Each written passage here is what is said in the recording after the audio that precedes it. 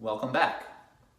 Last time we ended our lesson by considering a bakery that used 3 tablespoons of honey for every 6 cups of flour to make 1 batch of bread dough.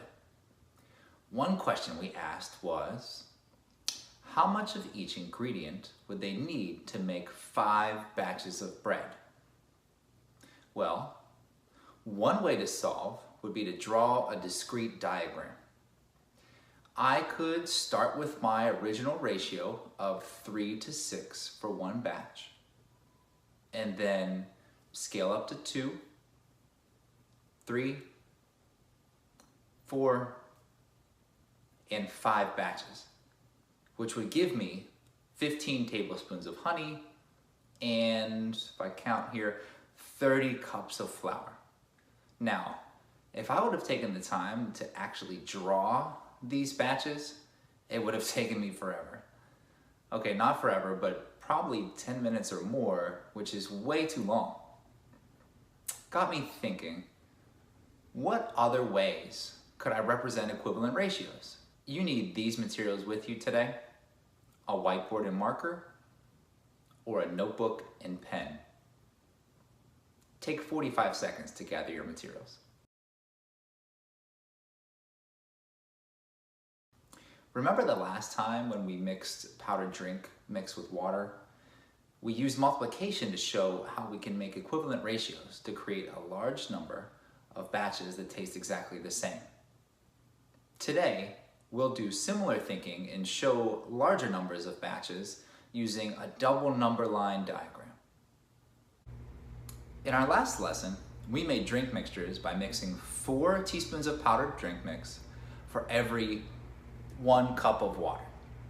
Here are 2 ways to represent multiple batches of this recipe. At the top, we have a diagram which we've used before, which is the discrete diagram. And at the bottom, we have a double number line. You may have noticed that both representations show the amount of drink mix and water for 1 and 2 batches of mix. They each show teaspoons of drink mix along with the 1 cup of water. But there are some differences. The first diagram uses squares to represent each teaspoon of drink mix and cup of water, but the number line has these amounts written as numbers. The first diagram shows only 2 batches of drink mix, while the double number line shows 1 batch, 2 batch, 3 batch, 4 batch, and is ready for figuring out more batches if I need to. I started with 0, 0, because if I don't use any drink mix, then I don't need any water. And I use these lines here called tick marks to show how each quantity changes over time.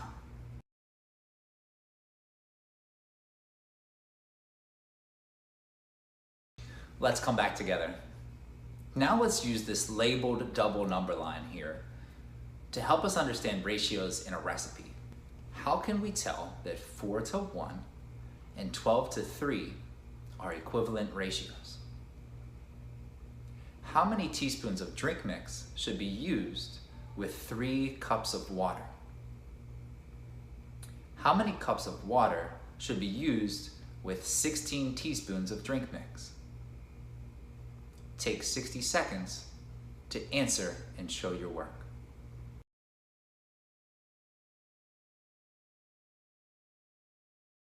Let's come back together. Let's first consider question 1. I see that 4 and 1 line up vertically, as do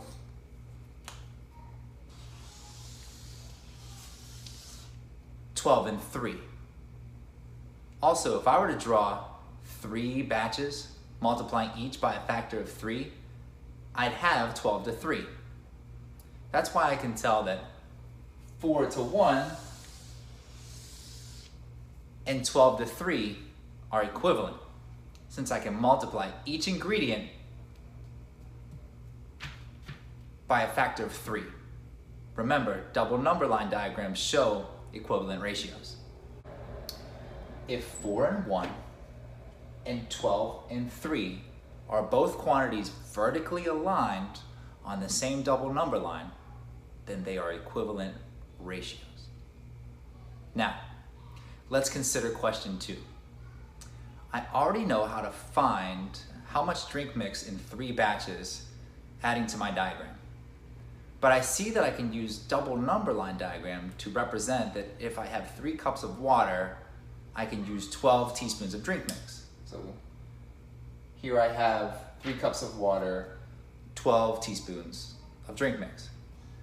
And for question 3, it asks for 16 teaspoons of drink mix. Well, I have 16 teaspoons of drink mix represented here, which means that if I look vertically, I would see that I need 4 cups of water for every 16 teaspoons of drink mix.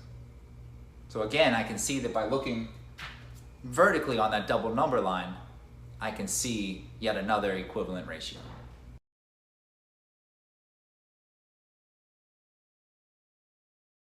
Let's come back together. I got us some fresh double number lines to help us solve these 2 problems. So let's think about our first question.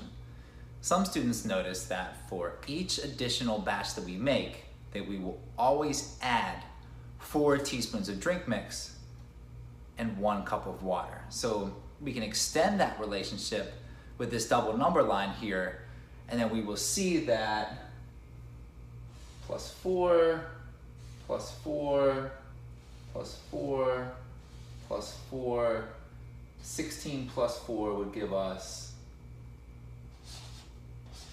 20.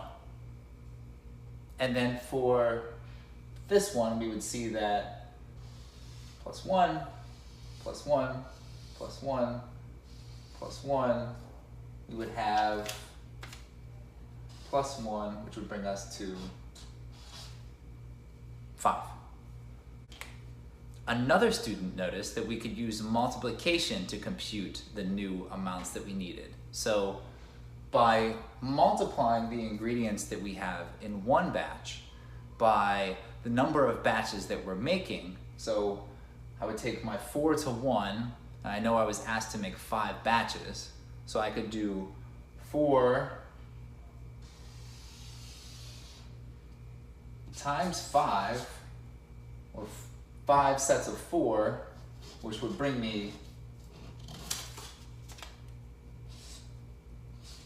to 20. And I would do the same thing with 1 batch, or 1 cup times 5,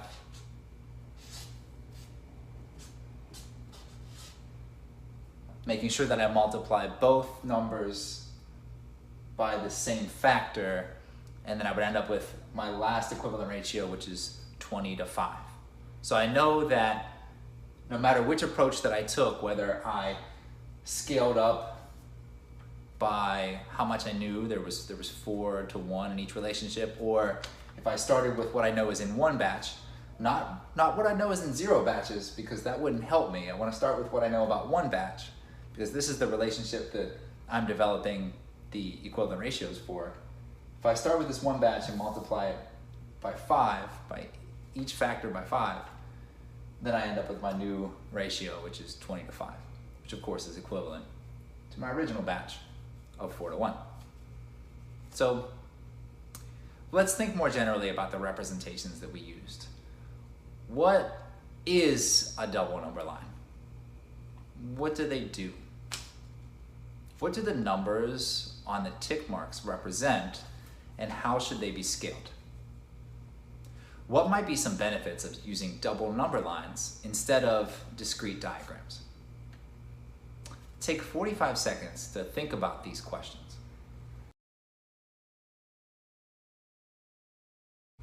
Let's come back together.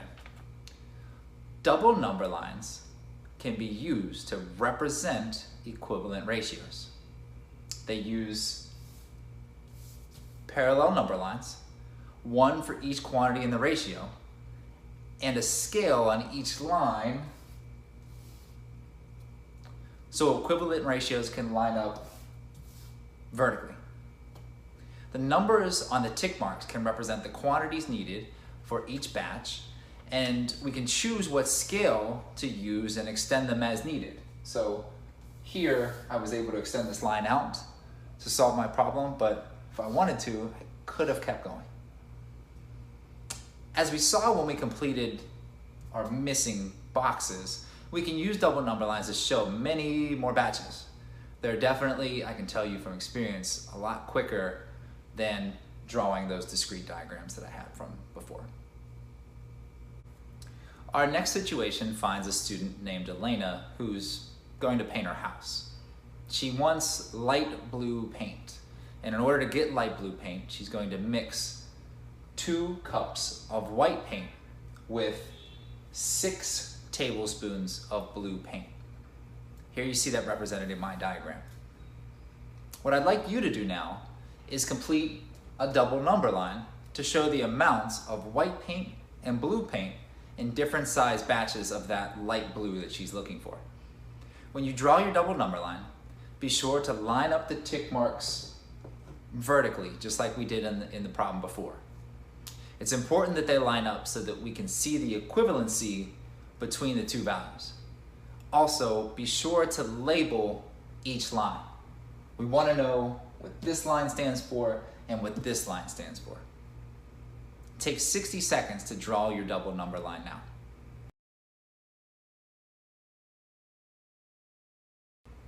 Let's come back together.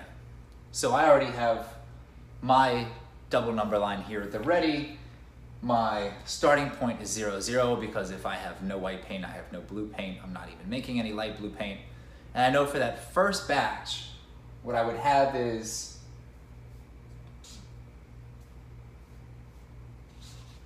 two cups of white paint for the lining it up vertically, 6 tablespoons of blue paint. If I keep scaling at that rate, I would then have, well, 2 is to 6, as I scale that by 2, I would get 4. And if I'm scaling this, another 6 would give me 12. Again, being very short, align those numbers up vertically. If I keep going, this is 1 batch, 2 batch. The third batch would be scaling up by another batch again, would give me 6. And then lining it up vertically will give me 8 tablespoons of blue. And right here, I ran out of space, but I should have labeled white paint in cups, and here I should label blue paint in tablespoons. So the double number line allows me to keep going with this relationship and uncover multiple batches or multiple equivalent ratios that I would need in order to make my light blue paint. If you need to adjust your diagram, please do so. I should also mention that you may have a diagram where you actually figured out that since 2 cups of white paint needs 6 tablespoons of blue paint, you may have noticed that 1 cup of white paint would need 3 tablespoons of blue paint. If your diagram starts 1 to 3, that's fine, that's awesome. That's actually mathematically correct. Just make sure that you pay attention, because I'm going to continue to use this diagram. Yours is also correct.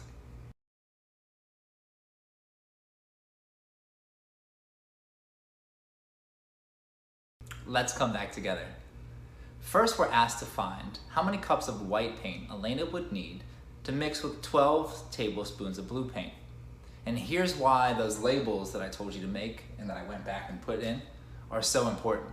Because if you look at my number lines, I have a 12 here, and I have a 12 here. And I want to make sure that I don't get confused, because it's really important that I know if I'm talking about cups of white paint or tablespoons of blue paint. So what I'll do is I'll look at my line, and I need to find that 12 tablespoons of blue paint. So I go to blue paint, and I find my 12, and then I simply look above, and I see that for 12 tablespoons of blue paint, I need 4 cups of white paint. Let's go ahead and circle that. I can also see from just looking at the double number line that, well, this is one batch of light blue, so this must be, because it's the second one, what 2 batches looks like. So 2 batches would contain 4 cups of white paint and 12 tablespoons of blue paint. And again, remember, just so you know, if I had no white paint, then I would have no blue paint, because I wouldn't be mixing any light blue paint with nothing.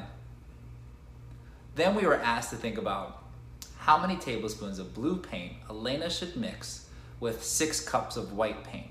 So again, my labels are super important here. I need to go and find my 6 cups of white paint. I don't want to go to this 6 because it asked me about white paint.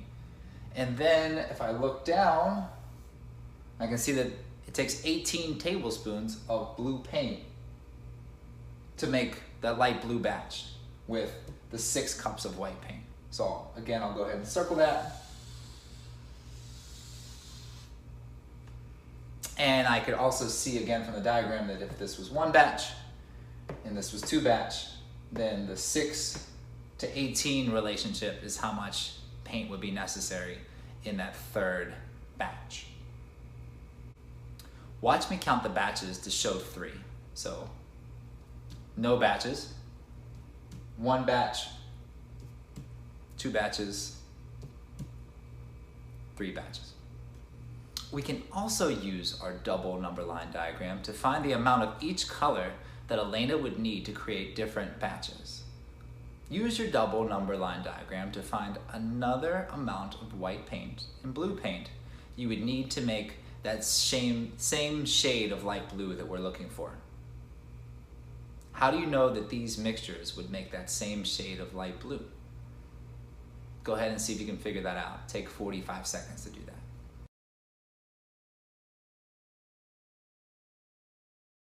Let's come back together. So we have a lot of possible answers here. You could have chosen some of the other relationships that I have represented on the diagram. So for example, I have 8 to 24. That's a possible answer. Or you could have done the 10 to 30, 14 to 42, or you could have kept the line going. You could have found that it was 16 to 48, or you could have figured out some other way to figure out this relationship. So you may have noticed that for every, we talked about this earlier, for every 1 cup of white paint, we need 3 tablespoons of blue paint. So you could actually use that number to figure out and multiply it. As long as you multiplied either of those numbers by the same factor, you would come up with a ratio that was equivalent to what we were looking for. We know that these ratios are equivalent because we can multiply the original ratio of 2 to 6 by the same factor to find an equivalent ratio. That's something we worked on the last lesson too. Now we know how to create our own double number lines to solve problems and to create equivalent ratios. Notice how important it was to label each line with the quantity and to make sure that our tick marks always lined up vertically.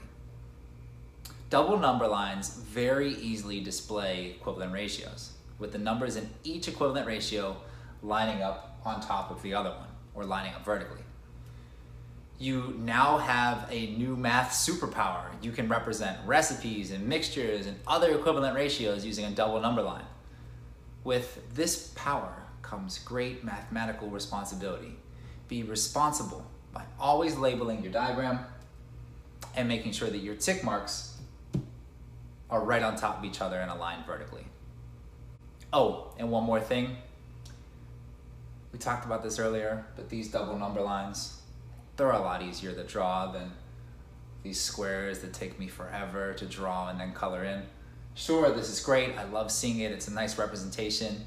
It's really nice to use when I have some smaller numbers to work with, but if I'm scaling up a recipe or a mixture and I need a lot of one batch, I need to make larger quantities, that's where my good friend, the double number line, comes in. Based on our work here today, here's a problem to consider before the next class. Remember our bakery from the beginning of the lesson that makes delicious honey bread? That bakery used 3 tablespoons of honey for every 6 cups of flour to make 1 batch of bread dough. Some days they baked many batches, and some days they baked less than one batch. But they always used the same ratio of honey to flour. You can now use a double number line to represent the amount of each ingredient they will need.